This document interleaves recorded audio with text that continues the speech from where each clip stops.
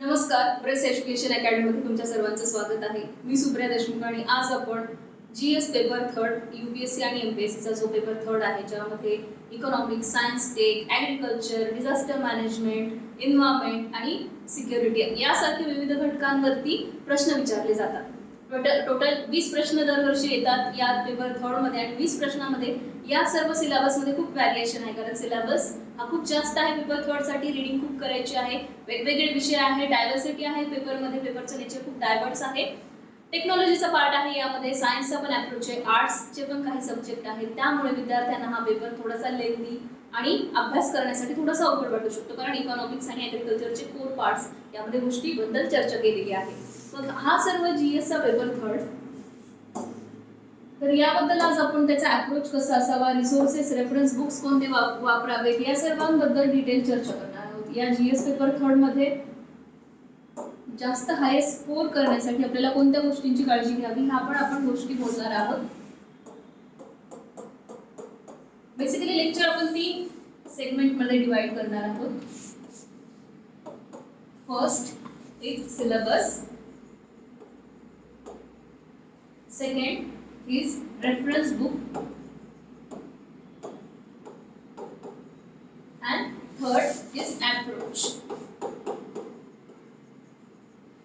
या पद्धतीने आपण 3 गोष्टींवरती या लेक्चरमध्ये चर्चा करणार आहोत की जीएस पेपर थर्डचा सिलेबस कोणकोणता आहे. तर एकदा चला रिव्हिजन करायचे नवीन विद्यार्थी आहेत जे एमपीएससीचा फर्स्ट 2023 आणि 24 चा अटेम्प्ट देत आहेत त्यांच्यासाठी हा पूर्ण सिलेबस नवीन असेल. त्यांच्यासाठी एकदा त्यांनी व्यवस्थित लक्ष द्या. जे विद्यार्थ्यांनी ऑलरेडी यूपीएससीची एक्झाम दिली आहे किंवा आता 1 महिना झाला अभ्यास करतायत त्यांनी मला पटकन सिलेबस फर्स्ट पॉईंट सांगा कोणता आहे जीएस पेपर फर्स्टचा. Economic development,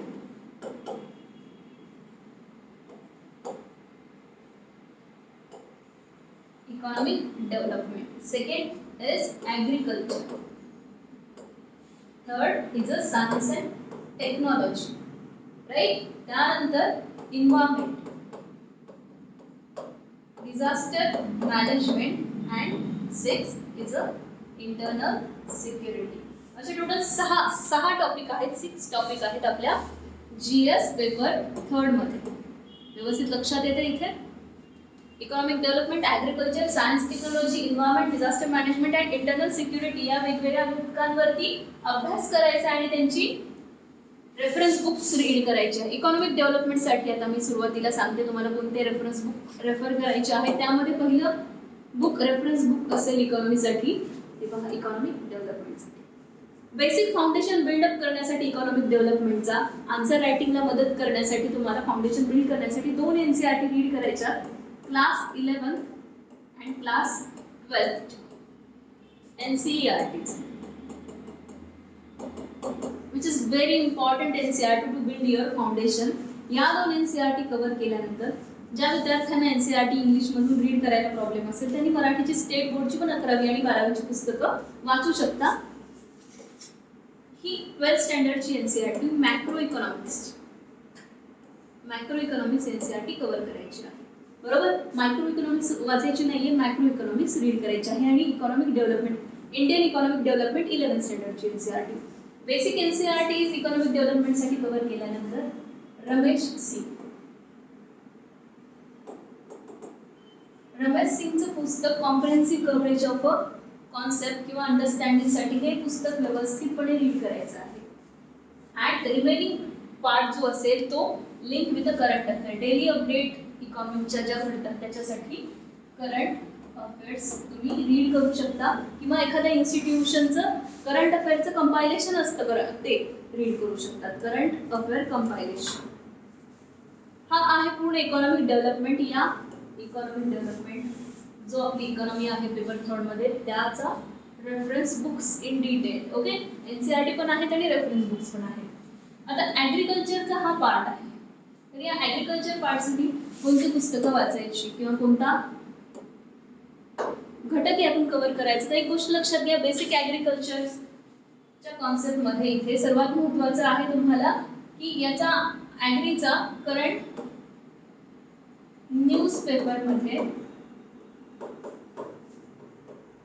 editorials editorials read करायचे आहेत.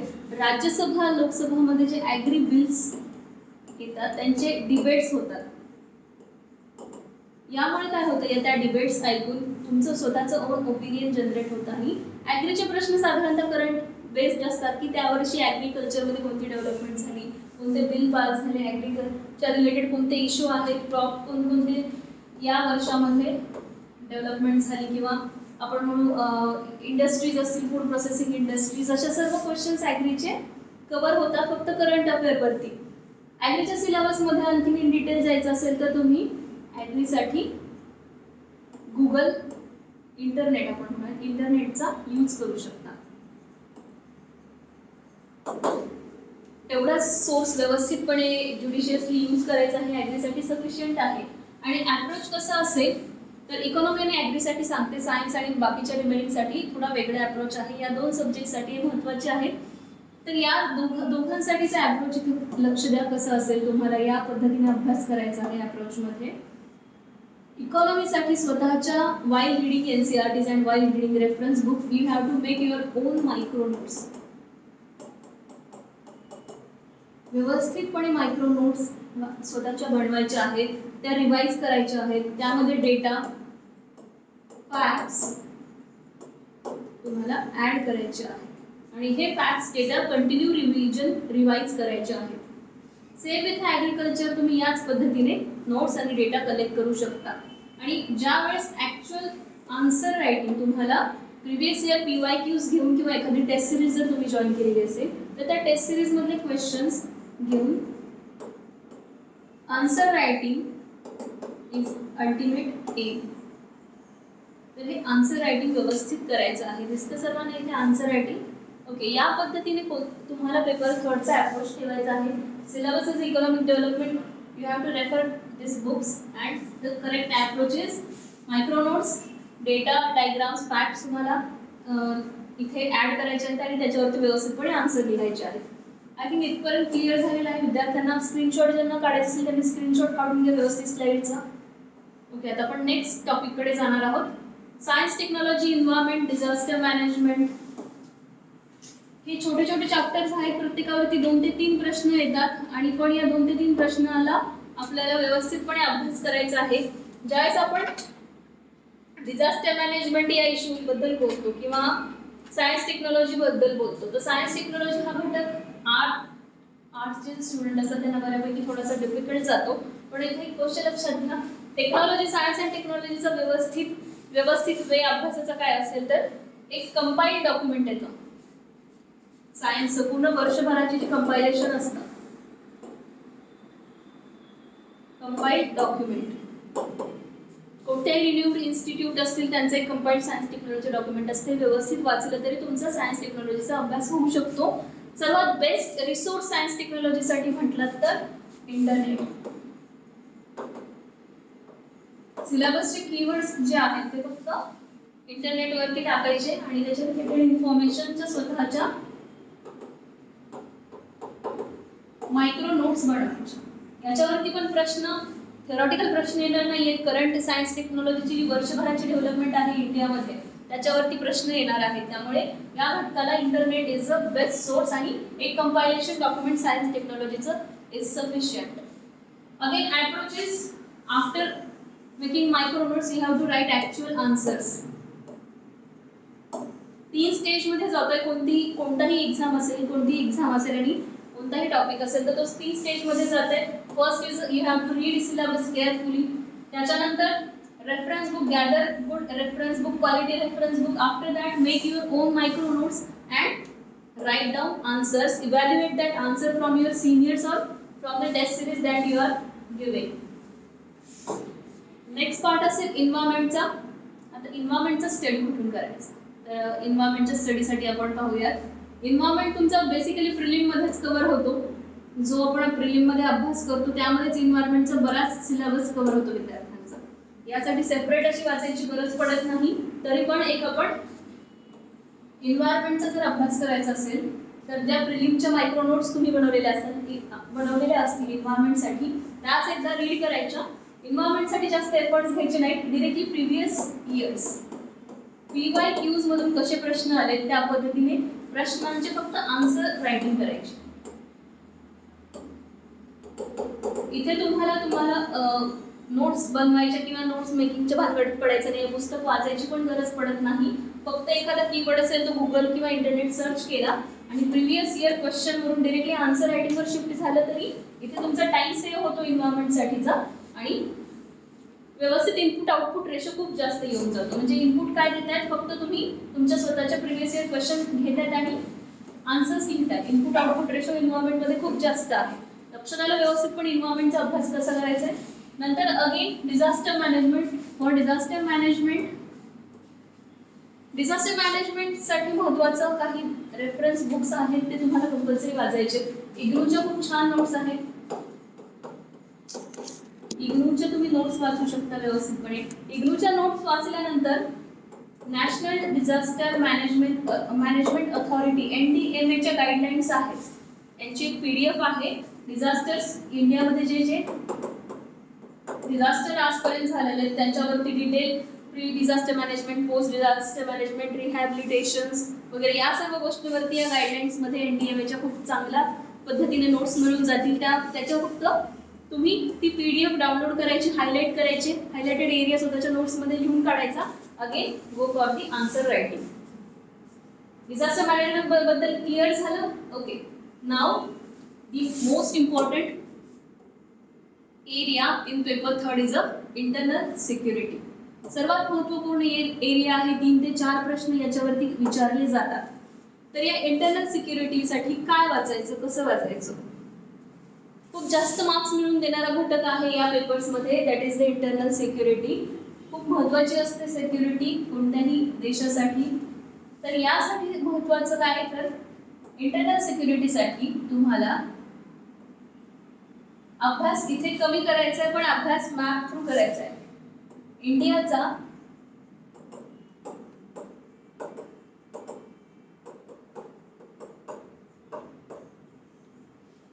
मॅप आउटलाईन ड्रॉ करता यायला हवी तुम्हाला. इथे जर तुम्ही व्यवस्थितपणे इंडियाची आउटलाईन ड्रॉ केली, फॉर एक्झाम्पल तुम्हाला प्रत्येक साईज आणि शेपमध्ये इंडियाचा मॅप ड्रॉ करता आला पाहिजे. या पद्धतीने जर तुम्हाला इंडियाचा मॅप ड्रॉ करण्याची सवय असेल आणि तुम्हाला इंटरनल सिक्युरिटीमध्ये प्रश्न विचारला, border security threats to India, तर तुम्ही या पद्धतीने इंडिया पाकिस्तान बॉर्डर इश्यूज दाखवू शकता. दिस इज पाकिस्तान, राईट. आणि हा पाकिस्तानचा इश्यू दाखवू शकता. Afghanistan border issues with India, China issue, बरोबर, बांगलादेश इश्यू, बांगलादेश आणि इंडिया बॉर्डर इश्यूज. या पद्धतीने तुम्ही प्रत्येक प्रश्न मॅप थ्रू जर कव्हर केला इंटरनल सिक्युरिटीचा, it will give a extra value addition to your answer आणि खूप चांगला इथे तुम्हाला इम्पॅक्ट पडून जाईल. आणि मॅप बेस्ड तुम्ही इंटरनल सिक्युरिटीचे आन्सर लिहिल्यामुळे तुम्हाला वेटेज मिळेल. आणि GS पेपर थर्ड मध्ये जो स्कोरिंगचा एरिया असतो, स्कोर कसा करावा, विद्यार्थ्यांना डाऊट प्रश्न येतो की स्कोर होत नाही पेपर थर्ड मध्ये, तर तो स्कोरिंग करण्यासाठी या पेपर थर्ड मध्ये तुम्ही मॅपचा, डायग्रामचा, फ्लो चार्टचा यूज करू शकता. Even not for the internal security, तुम्ही इकॉनॉमिक्स ॲग्रिकल्चर मध्ये एखादा ॲग्रिकल्चरचा ड्राय ॲग्रिकल्चर एरिया दाखवला, कोकण कोस्ट दाखवला, इथे ॲग्रिकल्चर कसं चालतं, किंवा हिमालयाचा रिजन दाखवला, माउंटेन सॉइल मध्ये ॲग्रिकल्चर, सॅफ्रॉन कल्चर वगैरे असं दाखवलं, तर जो मॅप बेस्ड स्टडी असतो ना, त्यामुळे एक्झामिनरला टू द पॉईंट तुमचे आन्सर्स काय म्हणायचे ते पिक्टोरियल फॉर्मॅटमध्ये दिसतं आणि तुम्हाला ऑटोमॅटिकली मार्क जास्त मिळून जातात. आय होप मी सर्व पॉईंट कव्हर करण्याचा प्रयत्न केलेला आहे विद्यार्थ्यांचे. अजून कुणाला काही डाऊट असेल तर तुम्ही कमेंट सेक्शनमध्ये व्यवस्थितपणे कमेंट करून कळवा मला. आणि अजून तुमचे जे रिमेनिंग डाऊट राहिले ते डाऊट कव्हर करण्याचा मी इथे प्रयत्न करते. स्क्रीनशॉट काढून घ्या स्लाइडचा, की तुम्हाला एकाच स्क्रीनशॉटवरती तुम्हाला सर्व इथे कव्हर होऊन जाईल. लक्षात येते व्यवस्थितपणे. हे पहा, एका स्लाइडवरती तुम्हाला पूर्ण डेटा तुमचा येऊन जाईल इथे.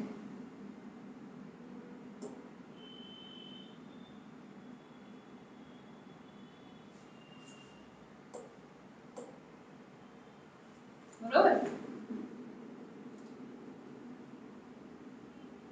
इथे स्क्रीनशॉट काढून घ्या. पूर्ण पेपर थर्डचा रेफरन्स बुक्स दिलेले आहेत तुम्हाला इथे सर्व.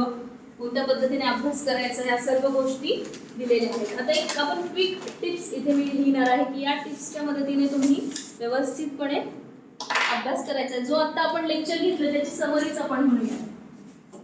इथपर्यंत सर्वांना आय थिंक लक्षात आल्या गोष्टी. आता या लेक्चरची आपल्याला समरी करायची आहे. तर पेपर थर्डचा अभ्यास करताना या गोष्टींचा व्यवस्थित पूर्वक अभ्यास झाला पाहिजे. First is focus on current. Focus should be on current affairs. Theoretical part वाचायचा बुक्स मधून, एनसीईआरटी मधून, again link with the current affairs. Second is most important, you have your own micro notes. मी notes म्हणत नाहीये, I am using the word micro notes. Your hand written notes, म्हणजे तुम्हाला तो data, तो facts व्यवस्थितपणे आन्सरमध्ये टाकता येतो. बऱ्याच वेळा जीएस पेपर थर्ड मधले आन्सर्स हे खूप जनरलिस्टिक अप्रोच येतो. आन्सरमध्ये फॅक्ट येत नाही, डेटा येत नाहीये. त्यामुळे नोट्स ज्या तुमच्या स्वतःच्या मायक्रो नोट्स असतील, यामुळे डेटा, फॅक्ट, डायग्राम्स या सर्व गोष्टी स्वतःच्या नोट्समध्ये असेल तर तुम्हाला फक्त ते सेंटेन्सच्या फॉर्मॅटमध्ये सेंटेन्स फ्रेम करायचे आहेत आणि आन्सर लिहायचा आहे. ओके. तिसरा सर्वात महत्त्वाची गोष्ट म्हणजे स्वतःच्या नोट्स बनवायच्यात आणि answer writing. Answer writing is the most important thing. महत्त्वपूर्ण यूपीएससीच्या मेन्सच्या प्रोसेस मधली सर्वात महत्त्वाची, not for the paper third, whole UPSC journey. The answer writing process is very important. Exactly that is your exam. Objective exam नाही की फक्त पुस्तकं रीड करून ऑब्जेक्टिव्ह राऊंड करायचे. Exam demand is writing answers. So practice and practice of a writing answer is the only solution. त्यामुळे या सर्व गोष्टी तुम्हाला पेपर थर्ड मध्ये करायच्या आहेत व्यवस्थितपणे. जर तुम्हाला आजचा हा सेशन किंवा लेक्चर जर समजलं असेल तर पेपर थर्डचा अभ्यास करायला मला नाही वाटत की आता इथून पुढे तुम्हाला काही अवघड किंवा डिफिकल्टी येईल. जरी येणार असेल तरी तुम्ही कमेंट सेक्शन मध्ये कमेंट करा. आपण त्याच्यावरती अजून एक नेक्स्ट व्हिडिओमध्ये आपण अपडेट करूयात किंवा तुमच्या कमेंटला तिथे प्रतिक्रिया दिल्या जातील, उत्तरं दिली जातील. व्हिडिओ आवडला असेल तर ब्रेच एज्युकेशन अकॅडमीला लाईक करा, शेअर करा, सबस्क्राईब करा. ओके, धन्यवाद.